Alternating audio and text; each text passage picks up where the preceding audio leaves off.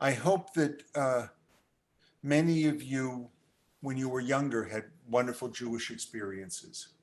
Um, a very seminal one for me was a Jewish camp. I liked the Jewish camps as a kid, but a really telling time was the summer of 1977, where I was a CIT at a Reform Movement camp called Camp Swig.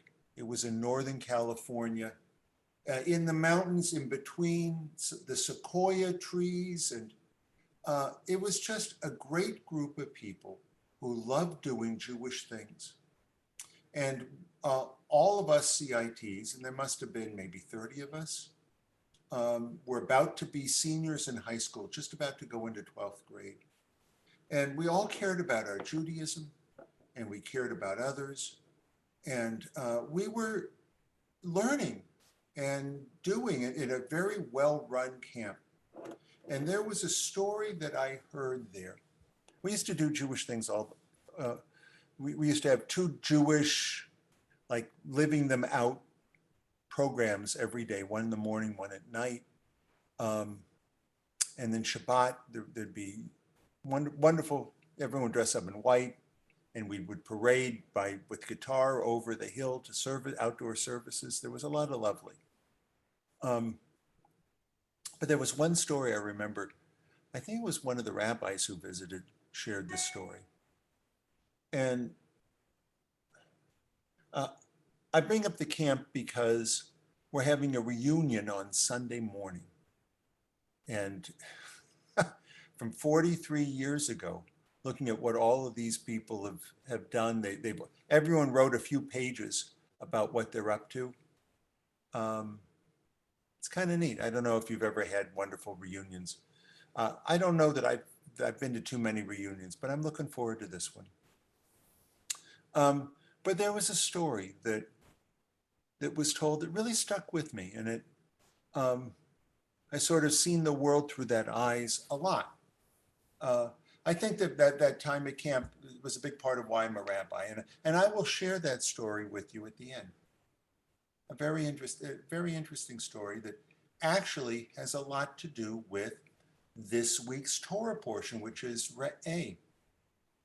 In it, God says Re'eh, which means take a look. Re'eh. I put before you blessing and curse.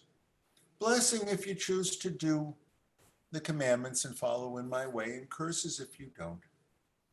And then it goes on to say that there are these two mountains, and blessings shall be pronounced from Mount Ebal, and curses shall be pronounced from Mount Gerizim. And these are two mountains which are within view of each other. There's a little valley between them, and they're very, very similar mountains, similar in height, similar in climate. However, Mount Ebal is always green.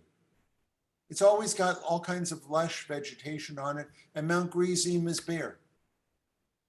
And it's an interesting assessment for what blessing and curses means. They're in about the same place, the same climate, the same height, but one of them is able to flourish and the other one not. Certainly, we know people who are maybe in the same situation as we are, or two different people in a similar situation. One comes through it and flourishes, and the other one just shrivels up because of it. And what is the difference between the two?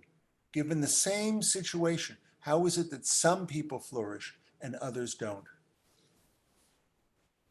Well, I think that's a big part of the way I see my role as leading others in Judaism.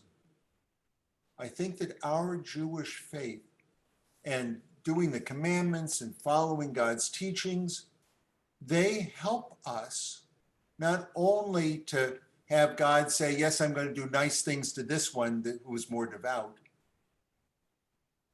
that might be true, but I don't think it's true most of the time.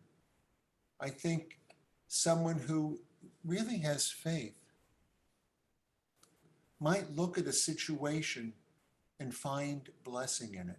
And someone who doesn't have faith can look at the same situation and find curses in it. And how can that be? How can that be? Well, Judaism teaches us to have a bigger view, to look and to say, Gam Zula Tova. This also, regardless of what it is going to lead to something good. Gam Zula Tova.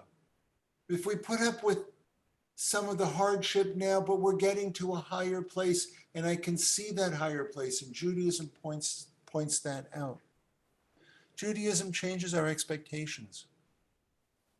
We're not promised to be given everything in the world. In fact, we're promised a short life, and most of the days are filled with hardship and travail and toil, a lot of work. You don't expect to have everything handed to you. If you expect things handed to you and you don't get them, you're like, poor me, what a victim. If you don't expect things, even when you get a little something, you say, oh my gosh, I feel so honored. I feel loved, I feel blessed. Judaism, the way that it's spelled out and the way I try to articulate it, helps you to see the big picture. It helps you to see what we're expected in life, what's expected of us, so that we can find treasures and we can find ability to celebrate things. Judaism also has a concept of genug, in Hebrew it's dayenu. And how much can we expect? If you get this much, that should be enough. You should be happy with it. Of what enough is. You have tried hard enough. You don't have to try harder at it. What you've done is good. And it has a picture that says, this is all how the world works, and this is our role in it. And this is what we're supposed to do. And we might be small, but we're attached to something very, very big. And that means that even though we're small, we're not insignificant, that what we do matters. And that helps to turn a lot of things into blessing. And of course, central to all of this is being nice to others, kind to strangers. If you're kind to strangers, then you don't go into the world with fear.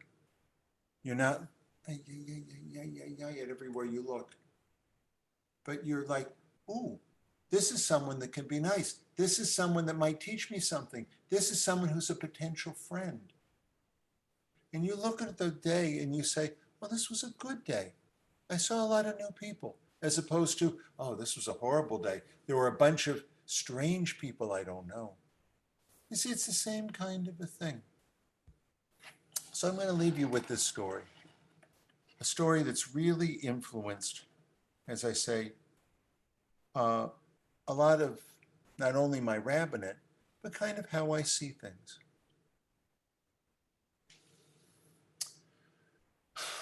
There's a story of a person who, in a dream, is brought up by God to a different place. And the man takes a look and he sees there's a very long table and it's full of wonderful, wonderful food and wonderful drink. And people are sitting on both sides of the table. And the man turns to God and says, God, wow, thank you for showing me this. Is this heaven? And the man doesn't get an answer right away. But God just says, take a closer look.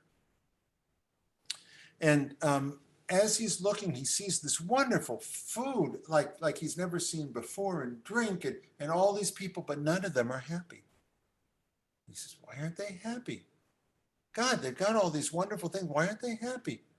And God says, take a closer look. And when he looks, he sees that they don't have elbows. They just have that they can't bend their elbows. So they reach, they try to get something to drink, they pick it up and they can't put it to their mouth and they just spill it on themselves. And and they're so frustrated. They're in front of all that wonderful thing and they're so frustrated.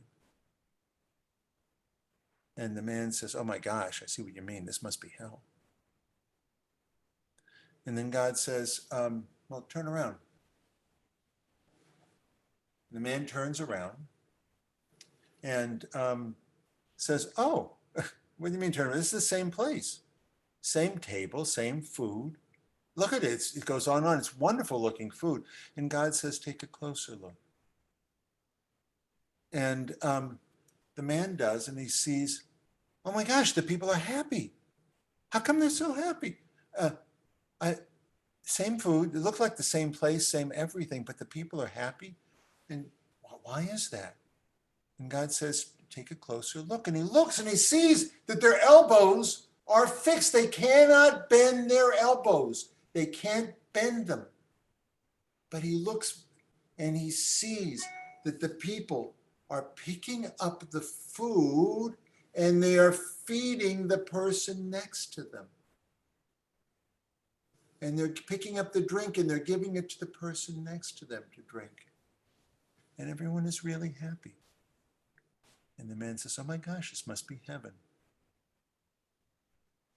Now that story means a lot to me. We're all sitting at a table. And we can make something wonderful out of it or something difficult out of it. We can find the good in things. Now, these are very trying times.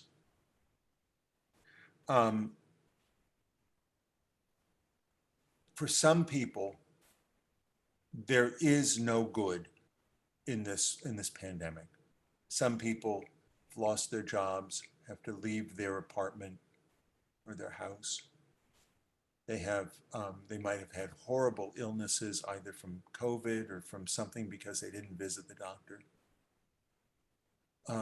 There are people that cannot find good in this situation.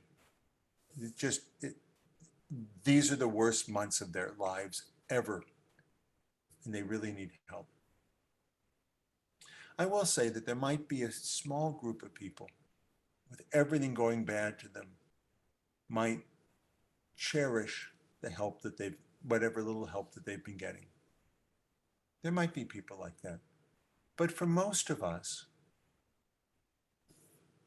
this is a time for us to take a look at things through our faith and say, well, gee, what are we here to do? We're here to reach out to others. Have we done that?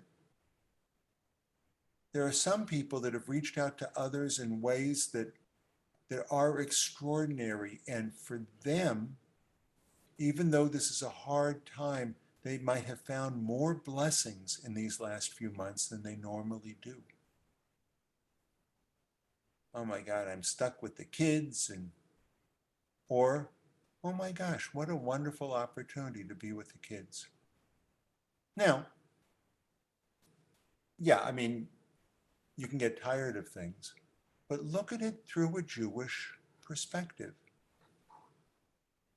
You're not promised that every day is going to be a bed of roses. You're not. It's going to be hard work. But try to find the good in it. Look at it from a Jewish perspective. Say, Gam zu l'tova. This is hard, but maybe something good will come from it. Take a look at it from a Jewish perspective. Genug. I'm working hard enough at this. I can be satisfied that I'm doing and I'm working hard enough. If you do those things, if you care about others, if you look at the world not with fear but with faith that God has a purpose for us and that we fit into something much, much bigger, even in these times, it doesn't have to be a time of curse. You can find blessing. You can be like that mountain, not that just is bare, but the mountain that flourishes spiritually. May it be a time of blessing for all of us. Amen. With that,